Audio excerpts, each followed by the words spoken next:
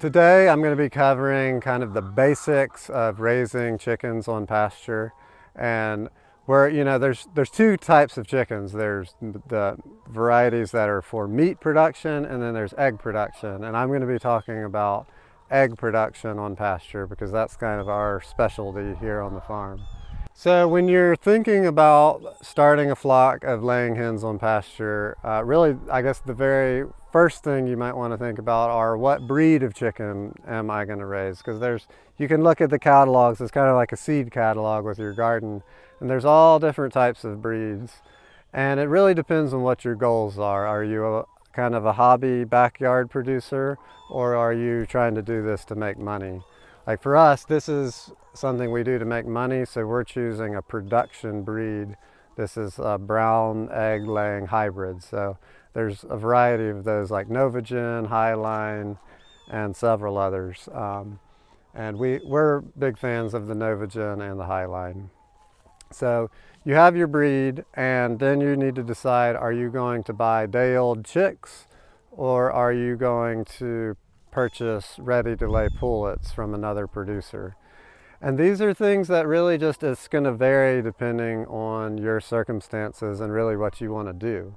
On a small scale, I highly recommend raising your own if that's something you have time and energy to do. On our scale, we've made the choice to partner with another local producer who they specialize in raising the chicks, and then we get ready to lay pullets. We have other videos already up on YouTube that kind of step you through how we prepare for the pullets. Then you have to consider, like, what are all of the requirements that a chicken needs to be healthy and safe on pasture. And of course, shelter is extremely important. And when you're thinking about shelters, you need to be thinking about what's your landscape like? How are you planning on managing those birds? In our situation, we are rotating chickens on pasture year-round, and we're in the climate here in Tennessee where really we don't have harsh winters and it gets very hot in the summer. So that's why we choose an open air style of coop that doesn't have walls or floor, and that works really well in our climate. If I were in a northern climate, I would probably have something that's a little more resistant to wind and the cold elements. So you just have to consider these, the different variables. You also need to think about how are you going to move the coop.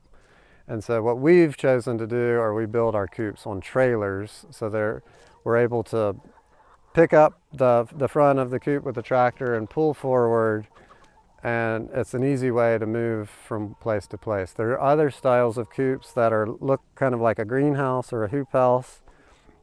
Those are called mobile range coops, and that's on skids. It's more like a sled, and you just can pull that around.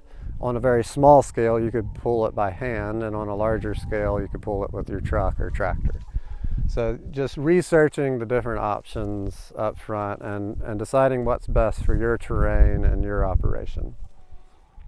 And when you're thinking about a coop, another really important aspect of the whole system is thinking about predators and how are you going to protect the chickens. A shelter is protecting the chickens from the weather, so from the rain, and then in the summer from the sun and the heat. It's, shade and shelter from rain are really important.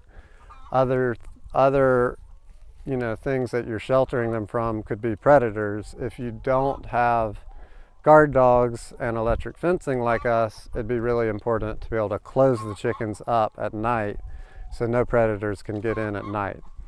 How we raise chickens, we have the open air system, and they're out on pasture literally 365 days out of the year, 24 hours a day. So in that system, it's really important to have guard dogs and the electric fencing, and we're going to be covering all of that in more depth as well.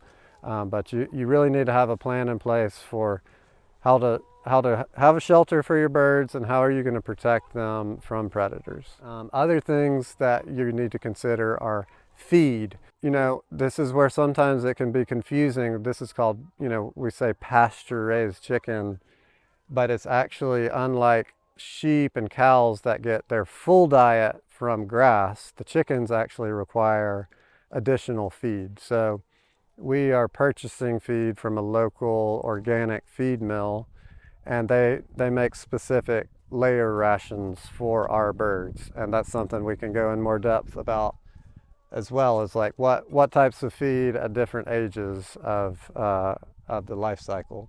But that's a really important thing to figure out up front. Where am I going to get my feed? I highly recommend not buying your feed from large retailers like Tractor Supply, because feed is just like food that we eat. If you think about bread, you want to eat a nice fresh baked loaf. You don't necessarily want to eat bread that's been sitting on the shelf for 2 or 3 months. And typically feed at a big store like Tractor Supply has been sitting on the shelf potentially for up to a year, and it's just not as nutritious and good for the birds. So ideally look around and find a local feed mill that can provide fresh milled feed. And then how are you going to store that feed? Is it in 50-pound bags, or do you have 50-gallon barrels that you can get bulk feed in? Or like us, on our scale, we have feed bins and we have mobile wagons to transport the feed. All these things, it depends on your scale. It depends on if you have 10 chickens or 10,000 chickens. And right along with the feed, you also need to think about water. And clean, fresh water is just as important as fresh, nutritious feed. And so, depending on your situation, where's your water coming from? Do you have well water or city water? Where you're rotating the birds out on pasture, do you have a way to get the water out to the birds? Whether it's with a hose, or if you're transporting totes on the back of a truck bed, or there's a number of different ways, but you need to have a plan for how you're going to handle your water, and be sure they have fresh water every single day. Yeah, so in our situation, we're feeding and watering thousands of birds, so it's even more crucial for us to just have a steady supply. So we actually pipe our water in from a well, and we have hoses running through the fields and underground, and we're moving those hoses along with the coops, and we have open water systems that have a float valve, so the water's just constantly refilling as the chickens drink. That way we know they're always going to have access to water. Yeah, so that kind of covers the basics of like what you need to keep chickens healthy. That they need fresh pasture all the time. Too often I see people who are selling their products and claiming that they're raising pasture-raised chickens, and I see their operation and it's all bare ground, and the chickens have been in the same spot for weeks or even for their entire life. And just because they're out getting fresh air and sunshine, that's great, but really moving to fresh pasture on a weekly basis is super important for having a healthy ecosystem and having healthy birds, and for producing really high quality eggs. Once you've kind of covered all the basics of how you're going to keep your chickens healthy and safe and well fed, then you need to think about, one, where are they going to lay their eggs? And I would recommend having your nesting boxes attached to your mobile coops. That way it's all one unit. And also, in regards to laying eggs, we found that adding a very small amount of lighting that's on a timer, what you want chickens to have is 16 hours of light per day, which kind of mimics how much light you have in the summertime. And so this is really important in this time of year. We're in now fall and through the winter, when the days get shorter and shorter. That's when so often you hear people, oh, my chickens just quit laying in the winter time. And that's not so much an issue of temperature and the weather, it's mostly an issue of not enough lighting. So lighting is really important to have your chickens lay throughout the year. And so you've got your nesting box attached to the coops. You can see our coops back here, the red flaps. Those are where the nesting boxes are.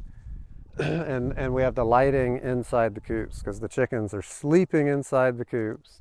They have the right amount of lighting every day. And then they hop out in the morning and lay their eggs. And so we come out and gather the eggs every day. In the wintertime, sometimes we gather twice a day if it's going below freezing. So you kind of have to have your system in place for how am I going to gather eggs? Do I gather into baskets, which is how we do it, or do I gather straight into flats or cartons, which some people do it that way? And then you bring your eggs back to a central location where you're going to pack them up. And then you have to make decisions like, am I going to wash my eggs or do I sell unwashed eggs? Some people at the farmer's market really are looking for unwashed eggs, and there's nothing wrong with that. There's a lot of research showing there's a protective coating on each egg that if you wash it too much, it takes the coating off, and then the shelf life of the egg is a lot lower. On our scale, we do need to wash dirty eggs because we're selling to, wholesale accounts that kind of expect a certain standard of clean, standard size and clean, reliable eggs. So we do wash and refrigerate our eggs because of our scale and because we're working with wholesale accounts like grocery stores and restaurants. But that's, this is just more of those decisions. You have to kind of research and decide what's best for your operation. And you also might want to look into your local laws of whether you're required to wash eggs or not. And that varies state by state.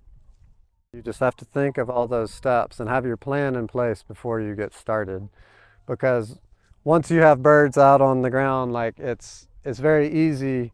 If you miss one of those steps, you can run into serious problems, and you don't want to have chickens dying because they don't have proper housing or they're getting eaten by predators or that kind of thing.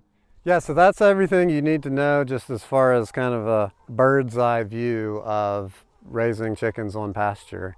And we're just kind of touched on each thing, and we're going to be rolling out lots of really kind of deep dives into each of these categories. But please let us know like what questions you have about specific things, and we can focus on those first. But yeah, just be on the lookout for lots more videos on predator control and coop designs and kind of all the different aspects of having a successful pasture-raised chicken operation. So yeah, just be sure to like this video and subscribe to our channel, and the more support we have in that way, the more we're able to reach more people and just share our knowledge with you.